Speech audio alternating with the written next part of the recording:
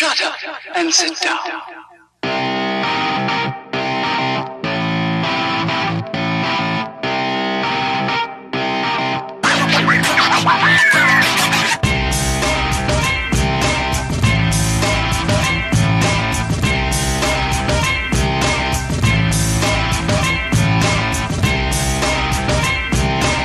What's the story, Internet? Shut up and sit down. What's the story, Internet? Hope everyone is having a wonderful day. Hope you're all ready for a huge weekend in football. One could say a classic weekend of football. So there's not too much going on in Germany, Italy and France. But over in Spain, there is the El Clasico, Real Madrid versus Barcelona. Very consequential match at the moment, especially because Real Madrid are only 2 points behind Barcelona, who was 1 point behind Atletico Madrid. So that means Real Madrid are 3 points behind Atletico Madrid. So whoever wins this, very, very consequential. Atletico Madrid are playing Betis, so their result is very consequential as well. Betis are in 6th, so not going to be an easy match by any means. So shaping up to be a very important weekend in Spanish football. And who would have thought that an El Clasico would be the thing to decide it? So yeah, going into Atletico Madrid's match on Sunday, they'll know what they need to do. It's whether or not they can do it. So very, very important weekend in Spanish football. Are Atletico Madrid up to the challenge? We shall see. Real Madrid versus Barcelona. Let's have a look at their previous matches. So Barcelona scraped past Valladolid. Real Madrid beat Eibar 2-0. And then Real Madrid won in the Champions League in midweek. Barcelona did not take part in the Champions League, so they'll be the more rested. However, to draw an analogy from another sport, I'm going to use the NHL hockey. If you look at the hockey, the team that is well rested doesn't necessarily always do well, because the other team is up for battle. They've got the adrenaline pumping. They just played a match. They're match fit. So we'll see how this takes hold. It is at the Bernabeu, so Real Madrid have the home field advantage. Although with empty stadiums at the minute, it's not vitally important. So, but yes, huge weekend in Spanish football. Moving over to the Premier League, we have Fulham versus Wolves. So a very important match near the bottom end of the table, thanks to Fulham. They desperately need a win after Newcastle's result last week. They desperately need a win to keep pace. Wolves are pretty comfortable where they are, but if they start losing pace, they will be dragged further and further into the relegation zone. So an important match for both sides. I think Fulham need the points more, so I think they'll go out fighting, just like they did against Leeds. Aston Villa. So we'll see what happens from there. I'm going to predict that Fulham will win just because of Wolves' nature at the moment. They just can't stay constant. They just up and down, up and down, up and down. So I'm going to say that Fulham's going to win this one. Manchester City versus Leeds. I mean, ultimately you're going to say that Manchester City are probably going to win this. However, Leeds are very unpredictable. They go at teams and they just have a go and have a fight. So you can't count them out, Marco Bielsa's men. A very interesting thing that he did, he learnt how much it would take the average person in Leeds to afford a ticket to a match, which is 3 hours average wage, and he made the team go and pick up rubbish around the stadium for 3 hours to make them appreciate how much work people are having to put in to come and see them. So I thought that was a very good gesture from Marco Bielsa. So I think Leeds are going to be a test for City, but I think ultimately they're going to pull through, especially because they need the momentum to go into the Champions League against Dortmund next week. So on to the next match, we've got Liverpool versus Aston Villa. Liverpool had a positive result last time out, beating Arsenal 3-0. So they'll feel like the more confident team. However, we have seen that they're a bit all over the place at the minute. So will Aston Villa be able to use that to their advantage? They did beat Fulham last time out, so they also will be feeling pretty confident.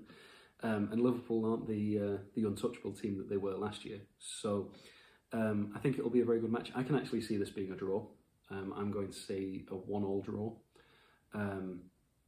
especially after Liverpool's performance against Real Madrid. Now, Real Madrid are a completely different kettle of fish to Aston Villa, but at the same time, I can see it being a draw. So, Crystal Palace versus Chelsea, a little bit of a London derby. Not a derby per se, but it's a match of football played in London between two London teams.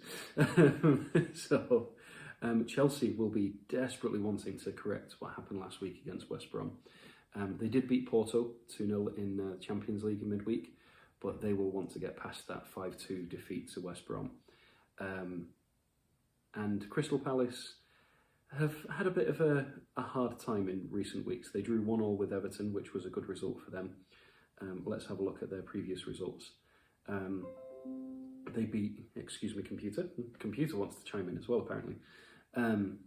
They haven't been having too hard a time. They beat West Brom.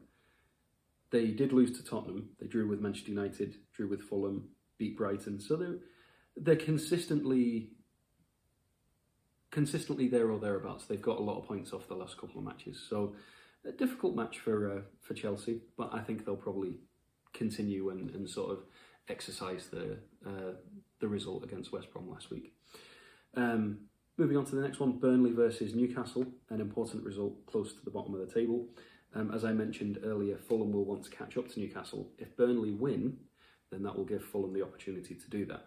Burnley will want to come back from the result last week against Southampton, and Newcastle will want to build on their momentum and progress forward. Now, if Newcastle beat Burnley, that would put them 1 point behind Burnley, move them up to 16th. They'd stay in 17th, but they'd go level on points with Brighton. So it would put them right there, 32, right behind Burnley's 33, and then 3 points behind Wolves on 35. So Newcastle would want to win this to get them further away from the relegation zone. Burnley will want to win this to get them even further away from the relegation zone and to push Newcastle further down in their stead. So West Ham versus Leicester City, very interesting lineup because of the positions of the teams. Leicester have dropped a little bit further down. They're still in third, but they are now 4 points behind Manchester United. Only 4 points ahead of West Ham. So if West Ham win this, it'll put them 1 point behind Leicester City. So Leicester did lose last time out, but it was to Manchester City, top of the table. So I'm going to predict a West Ham win just because I think that it would make the table very, very interesting and very exciting. Especially if Chelsea won, then that would mean that they'd be 1 point behind West Ham and 2 points behind Leicester.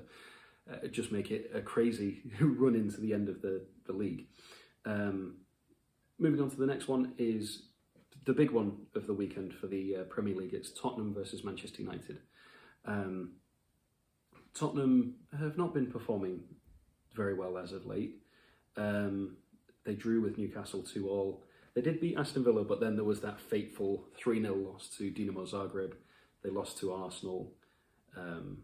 Their last wins were against Fulham and Crystal Palace, which weren't that long ago, but they were long enough ago to put the pressure back on Jose and his men. So now, last time they played Manchester United, Tottenham did win 6-1. So, it's they'll be feeling more confident. But I think Manchester United will have the momentum at the moment. We beat Brighton over the weekend 2-1. We beat Granada in the midweek. So I think that momentum will be coursing through Manchester United and will take us through past Tottenham, especially because we'll want to have that confidence in the second leg against Granada. So we'll have to wait and see, but I think that's what's going to happen in my personal opinion. Next match, Sheffield United versus Arsenal. I can't predict anything other than an Arsenal win in this one. No disrespect to Sheffield United, but they are as good as relegated at the moment, especially after losing Chris Wilder. Not to say it was the worst decision, but he was the manager that brought them up, and now, I don't know, are they going to be confident enough to take it to Arsenal? Now, in their last match, they didn't play badly, by any means. they lost to Leeds 2-1. They had the statistics in their favour, but they just couldn't eke out a result. But that being said, I just can't see them pulling through in this one, I'm afraid. I just want to see... no, it doesn't tell me the manager. I'm not really sure who the new manager is, to my shame. But yeah, I can't see anything other than Arsenal winning this one. West Brom versus Southampton. Southampton seem to have hit a little vein of form again after that being completely knocked off kilter in the middle of January. And West Brom will want to build on that win against Chelsea. If they can use that as the catalyst, as Big Sam has done in the past, West Brom could be a battle for Southampton. So I think this is going to be a high-scoring game. I'm going to say even like a 4-3 or something like that. Both teams going for it. Southampton do not want to get dragged into this relegation battle that's going on, but West Brom want to make their way out of it. So, yeah, I'm going to predict a 4-3, maybe even a 5-4, something like that. I think it's going to be a very high-scoring game. It could go the other way and be a 1-0 or a 0-0 because neither side want to put the people forwards, but I can't see that happening. And then the final match on Monday, we've got Brighton versus Everton. Brighton performed relatively well against Manchester United, and Everton were only able to get a 1-1 draw against Crystal Palace. So, yeah, definitely not a match to be taken lightly from Everton, who are a side who are so unpredictable at the moment. They were performing so well at the beginning of the season, and then they dipped, and then they performed well again, and then they dipped, and then they performed well again. It's like, make up your mind, are you a good team or are you struggling? So, I think they will ultimately beat Brighton, but Brighton's not a team to be taken lightly. So we'll just have to see who comes out on top. I can actually see it being another draw, perhaps a 1-1, which would be awful for Brighton, because it would, especially if the other teams around them win, it would sort of compact everyone in on each other, and it could potentially put Burnley ahead of them by 3 points. So we'll just have to wait and see, but I'm going to predict a draw. I think it's going to be 1-1. So one last order of business, and that is the channels, and then I will leave you be to enjoy the weekend's football. So Friday, Fulham versus Wolves is on Peacock. Manchester City versus Leeds is on Peacock on Saturday. Then Liverpool versus Aston Villa is on NBCSN. And then Crystal Palace versus Chelsea is on NBC proper. Burnley, actually all the matches on Sunday. So Burnley versus Newcastle, West Ham versus Leicester, Spurs versus Manchester United, Sheffield United versus Arsenal, they're all on Peacock. A little bit disrespectful, Spurs versus Manchester United, big match of the weekend, not being on NBC. The only thing I can see for that is perhaps they have El Classico, that happens sometimes. And then Monday, West Brom versus Southampton and Brighton versus Everton are both on NBCSN. So, as I mentioned, that is it from me for this weekend. I'll be back on Monday with a review of the weekend's football and a preview of the upcoming second legs in the European competitions. By that time, hopefully my camera will have charged and I'll be back to to the new way of doing things. But until then, I hope you're all staying safe, keeping out of trouble. Thank you very much for watching. I hope you all have a wonderful day. And until Monday, ta-ra.